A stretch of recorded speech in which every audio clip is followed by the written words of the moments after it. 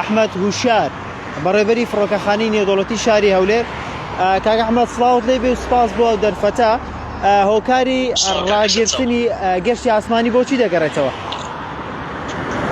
بەهۆی نالەباری گەشتەوە و تەمەنی زۆر پارێزگای هەولێر گرتەوە بە تایبەتی فڕۆکەخانەکە مەودای بینین 200 متر کەمترە بۆ ئێمە بە پێی ستانداردە نێودەوڵەتیەکان ڕێکارەکانی کە هەمانەی فڕۆکەخانەیدا دەخەین تا ئاسی بینین لە 350 تا 400 زیاتر دەبێت ئەو کاتی فڕۆکەخانەی دەکەینەوە.